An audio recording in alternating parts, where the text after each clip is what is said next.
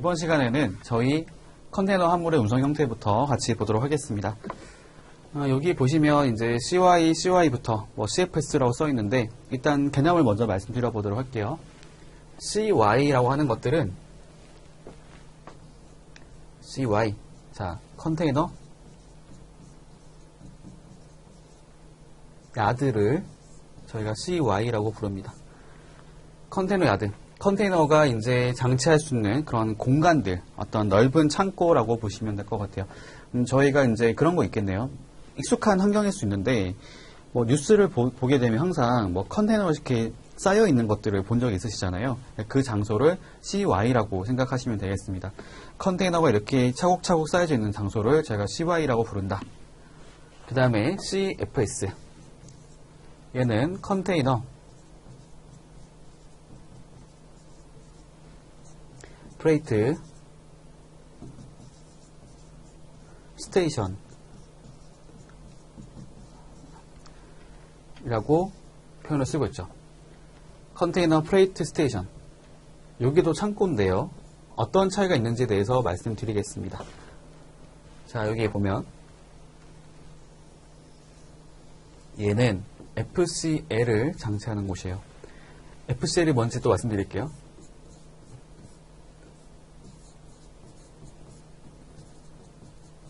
풀 컨테이너 로드. 자, 저희가 한번 컨테이너를 가정해 보겠습니다. 이 컨테이너 하나가 있는데 여기 안에 특정한 하주, 물건 하나만 있다. A 물건으로만 채워져 있다. 이걸 저희가 FCL 이렇게 부릅니다. 풀 컨테이너 로드.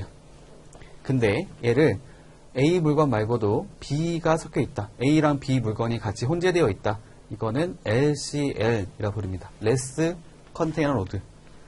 그러니까 이게 컨테이너 하나에 한 명의 물건만 있는 건지 아니면 여러 명의 물건이 있는지 생각해 봤을 때 그게 한 명이라면 이제 풀 컨테이너 로드 FCL 부르고 있고요.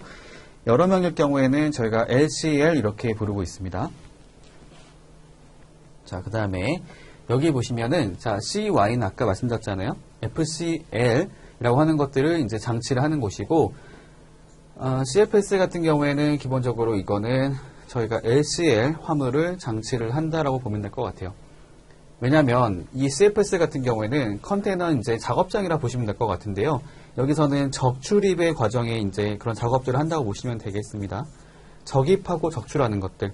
그 말이 뭐냐면 이 컨테이너 하나에 화주 물건이 하나가 아니기 때문에 이것을 분리하는, 빼내는 작업을 하는 거죠. 그걸 적출이고, 그다음에 여기에다가 같이 혼재 작업하는 것을 적입이라고 합니다. 그래서 적입을 하거나 적출을 하기 위해서 이제 들어가는 장소라 보시면 될 것 같아요. 이제 전체 이해 가시죠? 그러면 이제 한 번 더 다시 보겠습니다. FCL. 이게 뭐냐면은 여기가 이제 출발하는 장소. 다시 볼게요. 여기가 출발. 여기가 도착이라고 이해하시면 됩니다. 즉, FCL은 수출자가 한 명이고 수입자도 한 명일 때, 여기 밑에 거 같은 경우는 수출자가 한 명인데 수입자가 2명 이상인 거예요. 얘는 둘 다죠. 그러니까 반대가 된 거죠. 수출자가 둘 이상이고 반대로 수입자는 한 명일 때. 그리고 마지막은 수출자도 둘 이상, 수입자도 둘 이상입니다. 사실 실무적으로 봤을 때는 이게 제일 많긴 하겠네요. 아니면 이것도 많을 거고요. 아무튼 이런 것을 말하고 있습니다. 자, 여기 나와 있네요. 하나의 송화인, 하나의 수화인. 그쵸, 한 명씩인 거죠. CY, CFS는 출발할 때는 한 명, 도착할 때는 둘 이상. 반대로 LCL이기 때문에 둘 이상의 송화인, 하나의 수화인. 마지막은 둘 이상의 송화인, 둘 이상의 수화인. 이렇게 갑니다. 이게 제일 많겠네요. 사실은. 여기 있는 것보다는 이게 훨씬 많을 것 같아요. 송화인 하나에 둘 이상의 수화인. 그러니까 이거겠죠.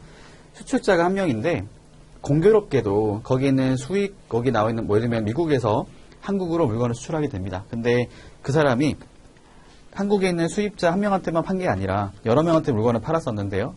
딱 보니까 스케줄이 맞는 거죠. 그래서 한 번에 물건을 실어 보내는 게 가능할 것 같다라고 생각이 들어가지고 거기서 거기 안에 내 물건을 이렇게 A에게 줄 물건이랑 B에게 줄 물건을 구분해가지고 이렇게 혼재해서 물건을 보내는 그런 구조를 가지고 있다라고 생각하시면 되겠습니다. 컨테이너 화물 같은 경우는 기본적으로 컨테이너 터미널이라고 하는 곳에다가 들어가게 돼요. 여기 나와 있는 CY, CFS 모두가 컨테이너 터미널 안에 들어가 있는 장소라고 보시면 되겠습니다. 그 다음에 흐름을 한번 말씀드려 볼게요. 저희가 이제 만약에 처음에 이런 구조를 말씀드려 볼까요? 이 구조. 이걸 갖고 이해가 더 빠를 것 같네요. LCL이기 때문에 처음에 이제 그 운송수선 업자가 각 여러 화주의 물건들을 이렇게 적입하는, 혼재하는 게 필요할 것 같아요. 그래서 처음에 CFS로 갑니다. 여기로 갖다 놔서 여기 안에서 적입하는, 혼재하는 작업을 하겠죠. 그러면은 이 물건이 이제 풀 컨테이너 로드로 갈까? 적입을 하고 나서는 이제 컨테이너가 하나 딱 나오잖아요. 거기가 이제 바로 CY로 가는 거죠. 여기는 작업장, 여기는 이제 작업된 것을 가지고 컨테이너 쌓아놓고 있는, 그 다음에 이걸 가지고 이제 적재를 할 겁니다. 적재를 하기 위해서는 제가 그림을 잘 못 그리긴 하는데요. 지금 한번 생각해 보시면은 여기가 바다, 잡아나는 곳 이렇게 한번 가정해 볼까요? 이렇게 뭐 배가 있어요. 근데 이거를 사람이 들어서 올리는 게 불가능하잖아요. 여기 안에서 이제 보면은 이렇게 크레인이 있을 겁니다. 아이고, 지금 그림 잘 못 그린 것 같네요. 아무리 봐도. 이렇게 이해하면 될 것 같아요. 접안이 되어 있어요. 그러니까 여기가 이제 그 배가 이렇게 선박이 있을 거란 말이죠. 여기서 크레인이 있어요. 크레인 같은 걸 가지고 이 물건을 이렇게 들어서 실른다고 보시면 될 것 같습니다. 크레인. 여기 막 컨테이너가 있겠죠. 이렇게 있으면은 얘를 실어가지고 이렇게 물건을 실른다. 이렇게. 여기 이제 크레인이 있으면은 여기 있는 그 물건들을 이렇게 들어서 이렇게 실른다 라고 이해하시면 되겠습니다. 자, 그렇게 하게 됐을 때 아까 말씀드렸던 것처럼 이제 적재를 하는 것들은 이제 겐트리 크레인이라고 하는 걸 가지고 이렇게 물건을 실어서 이제 하게 되고요. 반대로 이제 물건을 싣고 왔어요. 입항하게 됐을 때는 처음에는 CY로 갔겠죠. 왜냐하면 컨테이너 채로 들어왔기 때문에.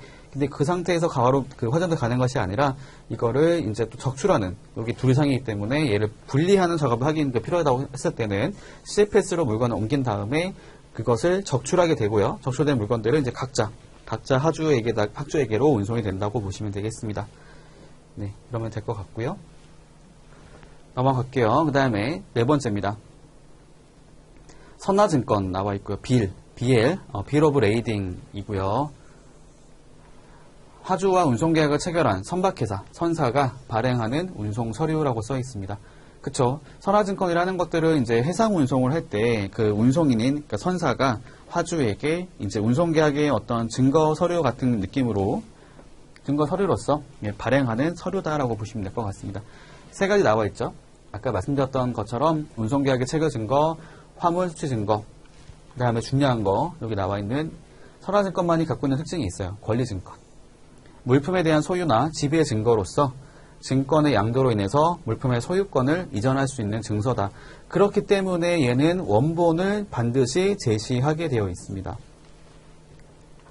사본이라고 하게 되면은 아무나 이걸 가지고 행사할 수 있을 거잖아요. 권리를요. 그래서 이 원본이라는 것들을 굉장히 중요하게 생각하고 있어요. 그래서 원본이 없으면 내가 물품의 화주라고 하더라도, 주인이라고 하더라도 내가 그거 원본을 갖고 있지 않았을 때는, 그때는 내가 물건을 수령하는 것이 어려울 수 있습니다.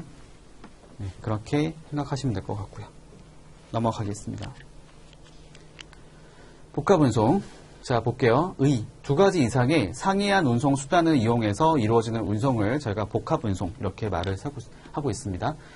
복합운송인의 어떤 내용을 보게 되면은 화주와 복합운송 계약을 체결하고 주체로서 운송을 이행하는 자라고 써 있어요. 주체. 이렇게 이해하면 될 것 같습니다. 자, 화주가 있습니다. 화주가 있고 지금 운송인이 있어요. 근데 운송하는 걸 생각해 보니까 여러 가지 경로가 필요해요. 육상에서 뭐 해상 갔다가 다시 육상으로 갔다가 뭐 도착이 된다 라고 가정해 보겠습니다. 육상이랑 해상은 서로 다르잖아요. 육상은 당연히 어떤 철도라든지 도로와 같은 운송수단이 필요할 것 같고, 그 다음에 해상 같은 경우는 선박이라고 하는 것이 필요할 것 같아요. 서로 다른 운송수단을 가지고 이제 계약이 체결된 거기 때문에 이걸 저희가 복합운송이라 말을 씁니다. 근데 원래 원칙대로 생각해 보시면 이런 거겠죠. 만약에 화주가 직접 계약을 이제 운송 계약을 체결한다. 그러면 이 화주는 이 육상 운송에 대해서는 이 사람하고 계약을 체결해야 되고, 해상 운송에 대해서는 또 다른 사에게 계약을 체결해야 되는 것이거든요.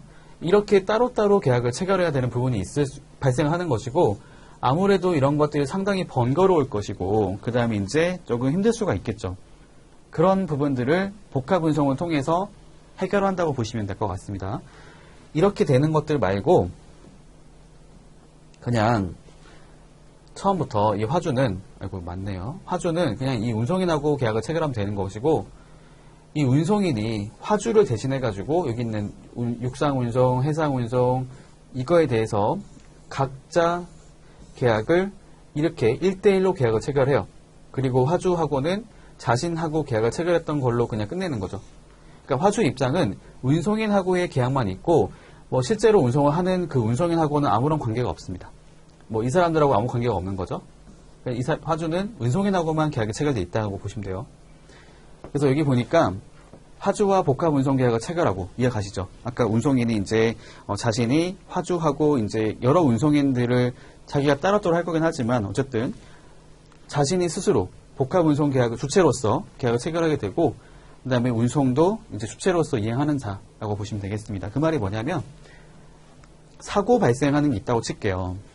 뭐든지 그때 가서 문제가 되는 거죠. 저희가 이제 그런 운송 중에 사고 발생하는 부분이 있다라고 생각했을 때요.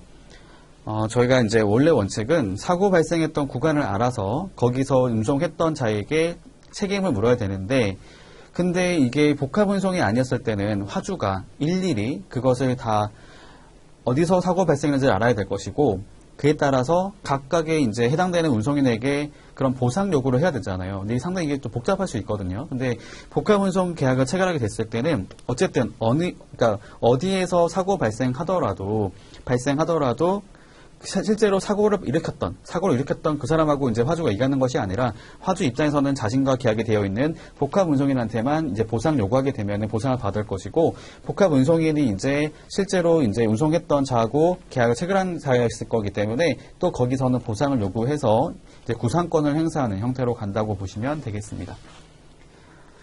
유형. 사실은 실제 운송인은 거의 없겠죠. 보통은 다 계약 운송인 형태로 갈 것이고요. 실제 운송인은 실제로 운송을 하는 사람을 말합니다.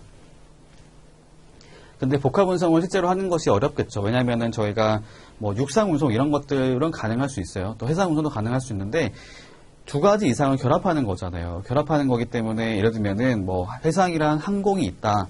상당히 어렵겠죠. 왜냐면 저희가 해상도 엄청 비싸잖아요. 선박 운송하는 게 얼마나 힘들겠어요. 이게 또 자본도 있어야 되고 할 텐데, 항공은 더 심할 수 있거든요. 해상이랑 항공까지 둘 다 한다는 것은 사실상이 불가능할 수 있습니다. 그래서 보통의 경우에는 계약 운송인 형태를 갖고 있는 거죠. 그냥 중간에서 내가 주선만 하는 겁니다. 계약만 체결해서 운송을 진행하게 만드는 것이지, 내가 실제로 이제 여기 나와 있는 것처럼 운송의 주체로서 운송을 직접 하면서 하는 경우는 거의 없다고 볼 수도 있겠죠. 여기 나와 있는 것처럼 보유하지는 않지만 운송계약을 통해서 그에 따른 책임을 지는 자. 그 다음에 복합운송 주선업자 역할 나와 있습니다. 뭐 운송 수배죠.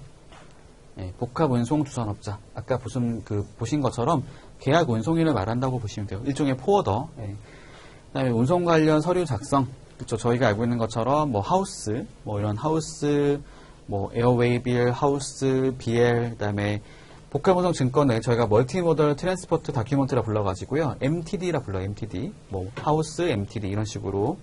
통관 대행 같은 경우에는 사실 그렇습니다. 통관이라는 것들은 저희 관세사가 하는 게 맞는데요. 근데 이제 그 화주에게서 이렇게 의뢰를 받았어요. 근데 보통은 화주가 따로 지정하는 게 아니고서야 이런 그런 물류 과정에서의 이제 발생되는 어떤 절차들이 있잖아요. 그런 것도 이행을 할 때는 화주가 직접적으로 관사랑 컨택하는 경우를 제외하고는 보통은 포워더한테 다 위임해요. 다 이임하거든요. 그래서 포워더가 이제 알아서 관사 선정을 해가지고 그렇게 요청하고 수입 통관, 수통관 해가지고 그렇게 해서 물건을 화주에게 배송해주는 형태로 갑니다. 그러니까 화주 입장에서는 그냥 포워더 통해가지고 계약을 체결하게 됐을 때는 자기가 원하는 그 물건을 이제 받기만 하면 되는 거잖아요. 그러니까 그런 식으로 간다고 이해하시면 돼요. 그래서 통관 대행이라는 것들은 관사랑 직접, 그러니까 관사를 대신에 통과를 한다는 게 아니고 관사에게다가 화주를 대신해서 의뢰를 해가지고 이제 통관을 스스로 그러니까 자발적으로 표현보다는 화주의 요청이 있어야 하는 게 아니라 그거에 대해서 이제 자기가 알아서 이제 화주처럼 이제 관사한테 컨택해가지고 신고하게 만들고 통관을 진행한다고 이해하시면 될 것 같습니다. 그 다음에 뭐 포장 및 창고 보관. 그렇죠. 여기 나와 있는 것처럼 이제 보통은 포워더 같은 경우에도 이제 창고 업체도 지정을 해가지고 창고 정해가지고 거기서 이제 어떤 보관하는 것도 이제 막 의뢰를 하게 되고요. 그리고 이제 그런 것도 많아요. 포워더 자체가 어떤 그런 단순히 운송만 하는 게 아니라 그 물류 창고를 갖고 있는 게 많거든요. 그러니까 스스로 자기가 주체가 돼가지고 보관을 하는 경우도 많습니다. 그래서 여기 나와 있는 것처럼 포장하는 것뿐만이 아니고 창고 보관도 뭐 진행한다고 보시면 될 것 같고요. 이게 가장 크겠죠. 여러 가지 물건을 이렇게 혼재하는 것들. 그 다음에 화주에 대한 전문적인 조언이라 써 있는데, 글쎄요, 그 포워더가 이제 운송에 관련해서는 조언을 할 수 있겠죠. 여러 가지 전문적인 조언을 할 수가 있는데, 모르겠어요. 제가 이제 관사이기 때문에 그럴 수도 있는데요. 관사들은 통관에 대한 전문가잖아요. 그러니까 무역에 대한 전문가이기 때문에 아무래도 포워더랑 비교해보면 훨씬 더 많은 좀 심도 있는 전문성이 있다고 볼 수 있거든요. 근데 어쨌든 간에 이제 포워더 입장에서는 업무를 하다 보면 당연히 돌아가는 순리를 알잖아요. 이게 포워더 입장에 봤을 때 관사를 통해서 여러 가지 일을 하다 보니까, 그러니까 지금 관사가 모르는 것도 아는 경우도 있을 거고요. 뭐 관사가 이제 전에 했던 것을 가지고도 이제 자기가 이제 그 내용을 알고 있을 테니까 때로는 전문적인 조언도 가능할 수 있겠죠. 당연히 운송에 대한 부분들, 물류에 대한 부분은 훨씬 더 전문가 맞을 거고요. 뭐 그 외에도 통관에 대한 여러 가지, 뭐 화주에 대한 전문적인 조언을 했을 때 여러 가지가 포함되어 있는 거겠죠. 통관에 대한 부분들, 뭐 물류에 대한 부분들, 뭐 이런 부분 다 합쳐가지고 여러 가지 종합적인 어떤 조언들을 진행할 수 있다라고 보시면 되겠습니다. 그렇죠. 때로는 그런 것도 있어요. 오히려 이제 관사보다도 더 많은 것들을 알고 있는 그 포도 되게 많습니다. 특히 규모가 큰데 가보면 이렇게 느껴지거든요. 그래도 좀 그거에 대해서는 아무튼 통관에 대한 부분들은 관사가 더 주로 업무를 하고 있기 때문에 그거에 대해서는 이제 전문가를 할 수 있겠습니다. 그다음에 네 번째로 가보겠습니다. 항공운송이고요. 항공운송은 이제 말 그대로 항공기를 가지고 운송하는 형태라고 보시면 되겠습니다. 그리고 여기 보시면 이제 두 번째 운송 서류가 나와 있는데요. 항공화물 운송장, 뭐 에어웨이빌 또는 에어 컨사인먼트 노트라 불러서 ACN 이렇게 부르기도 합니다. 에어 컨사인먼트 노트. 같은 의미로 이해하시면 될 것 같고요. 에어웨이빌 또는 ACN 같은 경우는 특이한 게 뭐냐면은 이렇게 원본의 용도가 다른 점이 좀 특이한 점이에요. 이건 좀 기억하면 좋겠습니다. 이 원본별로, 그러니까 보통 저희 선화증권 같은 경우에, BL 같은 경우에도 원본이 세 통이 발행이 돼요. 보통은 발행이 되는데, 근데 용도가 다르지 않거든요. 같은 용도예요. 같은 용도. 근데 혹시라도 이제 분실이 발생하거나 이런 일이 생길 수 있을까봐 그렇게 세 통을 발행하는 건데, 여기 보시면 에어웨이비에 또는 ACN 같은 경우에는 여기 나와 있는 대로 그 원본의 용도가 서로 다르기 때문에 전통을, 여기 나와 있는 세 통 모두를 제시하는 것들을 요구하지 않습니다. 보통은 송화인용, 여기 나와 있는 보내는 사람 용으로 해가지고 이걸 가지고 요구하는 게 많죠. 그리고 이제 다른 점이 뭐냐면은 아까 전에 저희 그거 있었잖아요. 저번에 봤던 것들. 해상운송 생각해 보시면 BL 발행되는 거 보시면은 그 운송인이 발행하는 거 기억나시죠? 선장이, 그쵸? 선장이 본선에 수취했던 증거를 발급해주면 그거를 보고 선사에서 그 운송증권을 발행하는 거였잖아요. 그쵸? 운송인이 발행을 하는 거였지만 저희 항공운송 같은 경우는 그거랑 좀 다릅니다. 이거 같은 경우는 기본적으로 운송인이 발급을 하는 형태가 아니고요. 화주가 서류 작성을 해요. 물품에 대한 어떤 그 운송 서류를 작성합니다. 작성해가지고 그냥 주는 거예요. 운송인한테. 물론 운송인 입장에서는 이제 이렇게 이해하시면 빠를 것 같아요. 저희가 혹시라도 특성회사 통해서 배송해 본 적 있으신가요? 아니면은 저희 국내 거래할 때 택배 보내신 적 있으실 것 같은데, 그 생각해 보시면은 택배 안에 들어가는 여러 가지 내용들을 스스로 작성하는 거 알고 계시죠? 물품에 대한 어떤 정보들, 그렇죠? 안에 들어가 있는 어떤 물건인지, 가격은 얼마인지, 뭐 이런 거 적는 게 있어요. 특히 국제운송은 더 적는 게 많거든요. 특송 같은 경우에 보게 되면은 보내는 사람, 받는 사람뿐만이 아니라 물품에 대한 여러 가지 정보들, 뭐 원산지부터 해가지고 다 들어가거든요. 물품에 대한 가격 정보들, 이런 것까지 기재하게 되어 있어가지고 그런 일련의 내용들을 화주가 작성을 합니다. 그리고 이것을 운송인한테 요청을 하는 거죠. 그리고 이것을 이제 발급을 하게 되면 화주의 서명이 들어가는 거 하고요. 화주 서명하고 운송인의 서명을 가지고 이제 이걸 가지고 이제 발행하게 된다고 보시면 될 것 같아요. 아무튼 이렇게 용도가 다르다라는 점이고요. 그 다음에 두 번째, 기명식으로 발급한다는 겁니다. 기명식. 기명식과 뭐 지식이라고 하는 표현이 있는데 설명을 드리겠습니다. 자, 서류가 있어요. 운송 서류가 있는데요. 여기 보시면은 여기에 이제 가장 기본적으로 보내는 사람, 받는 사람 이렇게 나와 있을 거고요. 받는 사람을 보시면은 받는 사람을 기재하는 방식에 대해서 나와 있는 게 있어요. 수령인, 받는 사람. 물론 국제적으로 사용되는 거기 때문에 한글은 아니겠죠. 컨사인이라고 나올 거고요. 거기 보게 됐을 때 처음부터 이제 그 권리, 이건 사실은 권리 이전이랑 관계가 있어요. 그러니까 받는 사람을 표시한다기보다는 이거에 대한 권리 이전 어떻게 할 건지를 가지고 이제 얘기하는 부분이다라고 보시면 되겠습니다. 여기에 보시면은 지시식으로 발행하는 게 있고요. 그 다음에 기명식으로 발행하는 게 있어요. 지시식은 누군가의 지시에 따라서 이 권리, 이 받는 사람이 결정되는 형태를 말합니다. 지시식. 그래서 그 말인즉슨 누구의 지시에 따라 라고 되어 있을 때 그 누구라고 하는 사람이 그것을 결정할 수 있는 권리를 가지고 있다고 이해하시면 될 것 같아요. 그래서 보통 그런 거겠죠. 저희가 앞에서 봤던 거 한번 생각해 보시면은 신용장 거래를 할 때 은행 입장에서는 담보권이라고 하는 것들을 행사하는 것이 필요할 수 있어요. 왜냐하면 자기가 먼저 대금 결제했는데 나중에 대금 결제를 받지 못할 수도 있다는 생각을 갖고 있기 때문에 항상 그 발행할 때는 은행 지시식으로 선화증권을 발급할 것을 요구하게 됩니다. 은행의 지시에 따라서 이제 컨센트가 결정된다는 거 한다는 것은 은행에서는 그걸 가지고 담보로서 활용할 수 있다고 이해하시면 될 것 같아요. 그래서 지시식으로 발행하는 경우도 있고 보통 저희가 선화증권 있잖아요. BL 같은 경우는 지시식으로 발행되는 게 많고요. 그 다음에 이거는 기명식으로 발행된다는 거죠. 기명이라 하는 것들은 이 권리에 대한 것이 이미 결정되어 있다는 겁니다. 즉 지시라고 하는 것들은 유통을 전제로 하는 게 많을 텐데요. 근데 기명식 같은 경우는 유통을 전제로 하는 것이 아니라 그냥 딱 정해진 자가 물건을 이제 권리를 가지고 있는 형태라고 보시면 될 것 같아요. 그래서 여기 나와 있는 것처럼 기명식으로 발급이 된다라고 하는 것은 처음부터 유통을 전제로 한 것은 아니라고 보시면 되겠습니다. 그 다음에 그래서 나와 있잖아요. 밑에 보시면은 유통성이 없다라고 써 있는 거죠. 기명식으로 발급되고 유통성이 없다. 그리고 권리증권성이 없다고 나와 있습니다. 그러니까 저희가 전체 운송 서류를 생각해 봤을 때도 선화증권을 제외한 나머지 같은 경우는 기본적으로 권리증권성이 없습니다. 그게 뭐였죠? 권리증권이라는 것들은 이 서류 자체가 물품에 대한 처분권, 소유권과 같은 그런 권리를 물권이라고 하는 것들을 갖고 있는 것을 나타내는 증서였던 거잖아요.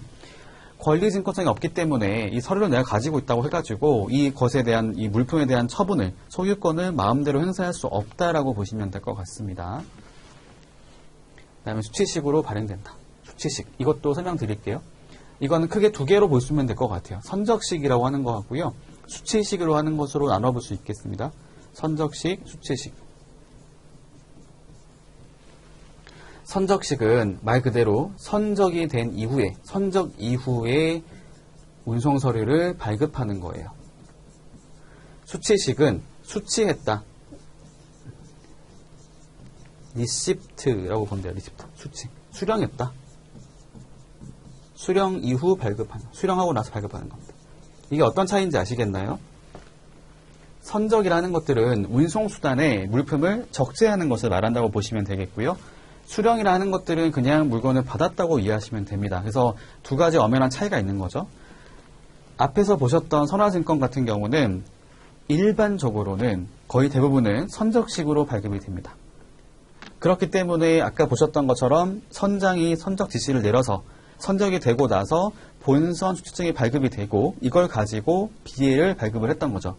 생각해 보시면 선적이 된 이후에 발급된 거잖아요. 하지만 수치식이라는 것들은 운송수단에 적재되기 전에 물건을 먼저 받았어요. 그때 발급을 하는 겁니다. 그 말인 즉슨 수치식이라고 발행된 것들은 이게 선적에 대한 증명이 되지는 못하는 거죠. 아무튼 에어웨이빌은 수치식으로 발행이 됩니다. 이 정도로 정리가 될 것 같고요. 그 다음에 보험에 대한 부분인데, 보험에 대한 부분은 이번 시간에 좀 짧게 하고 다음 시간에 좀 더 자세하게 말씀드리겠습니다. 자, 해상보험에 대해서 이제 한번 설명드려 볼 게 뭐냐면요. 해상보험을 하기 전에, 이거 하기 전에 저희 바로 전에 나왔던 선화증권에 대해서 조금 더 자세하게 하나 말씀드리고 가겠습니다. 이것도 알고 계시면 좋을 것 같아서 여기 쓴 이유는 공간이 넓어 보여서 쓰는 거예요. 자, 설명드리겠습니다. 아까 보셨던 것처럼 저희가 기본적으로 선화증권이라는 것들은 앞에 나왔었죠. 여기 보시면은 여기서 선적이 되고 나서 이제 발급을 하는 거였잖아요. 그렇죠? 이렇게 갔었거든요.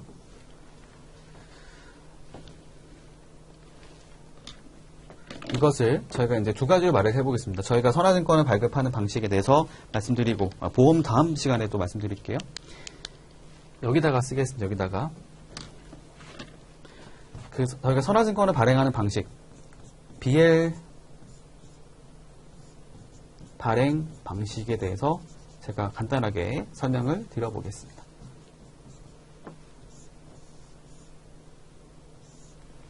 처음에 가장 많은 거긴 한데요. 선적식으로 발행하는 게 많아요. 아까 봤던 것처럼 본선에 적재가 되고 나서, 선적이 되고 나서 그 이후에 BL을 발행하는 것이 바로 제일 많고요. 이게 바로 영어로는 Shipped BL. 이렇게 표현을 씁니다. Shipped BL. 선적식 선화증권. 선적 선화증권 이렇게 불러요. 두 번째가 뭐냐면은 선적하기 전이라도 미리 발급을 하는 경우들이 있어요. 보통 이거는 이제 마스터건이 아니고 하우스건일 때, 즉 포워더가 이제 대신, 그러니까 포워더가 선사가 물건 싣고 나가기 전에 자신이 화주한테 물건을 받았잖아요. 그때 선화증권을 먼저 발급해주는 형태라고 보시면 되겠습니다. 그때가 바로 수치식이 되는 거고요. 이때를 저희가 리시브드 비엘 이렇게 불러요. 수치식 선화증권 또는 수치 선화증권 부릅니다. 근데 이게 단점이 뭐냐면은 수치식으로 발행된 것들은 이게 바로 선적을 증명하는 게 아니거든요. 그렇기 때문에 선적 사실이 나타낸 것이 아니기 때문에 이거에 대한 나중에 다른 곳에서 선적된 것을 요구하는 게 있어요. 신용장 있죠, 신용장. 신용장 거래를 하게 됐을 때요. 은행에서는 이제 일치하는지 여부에 따라서 대금 결제를 약속하게 하게 되는데요. 선화증권과 같은 서류가 발행되는 게 있을 때 항상 선적에 대한 사실을 나타낸 것만 인정한다고 하는 게 있습니다. 그래서 여기 나와 있는 것처럼 수치 선화증권을 제시하는 것들은 대금 결제를 받지 못하게 되거든요. 그래서 반드시 이거에 대해서 선적 사실을 표기하는 것으로 요구하게 되는데, 그렇게 해서 표기되는 것들을 저희가 본선적재 선화증권이라고 표현을 쓰고 있습니다. 글씨가 날아다니네요. 실제로 이렇게 많이 못 쓰는 글씨는 아닌데.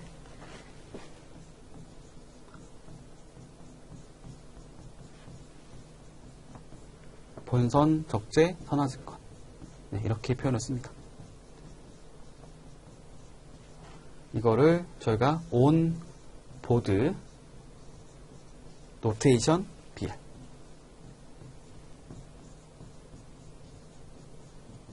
또는 on board BL 이렇게 표현을 쓰기도 해요. 그러니까 본선 적재 선화증권은 수치 선화증권에다가 본선 적재됐다고 하는 그 on board notation이라 부르는 본선 적재 표기 또는 본선 적재 부기가 나타나 있는 것을 말한다고 이해하시면 되겠습니다. 그래서 이것만으로 이제 되는 것이 아니라 여기다가 본선 적재된 사실을 이제 기재를 해가지고요. 본선 적재 선화증권을 제시하는 형태로 요구하는 것이 많다라고 이해를 하시면 될 것 같습니다. 네, 여기까지 보도록 하고요. 저희 다음 시간에 이제 남아있는 것들이 이제 보험이에요, 보험. 국제보험이랑 이제 맨 마지막에서는 저희 클레임과 분쟁 해결 방법. 여기까지 보시면 일단 전체적인 내용은 다 본 걸로 이해할 수 있겠습니다. 물론 군데군데 좀 중요한 것들을, 그러니까 중요한 거라기보다도 좀 안 보고 가는 게 있긴 하지만 그래도 저희가 이 정도 알고 계시면은 그래도 전반적으로는 좀 이해가 빠르지 않을까, 이해가 더 쉽게 되지 않을까라는 생각을 가지고 있습니다. 네, 저희 다음 시간에 보험부터 또 같이 보도록 하겠습니다. 감사합니다.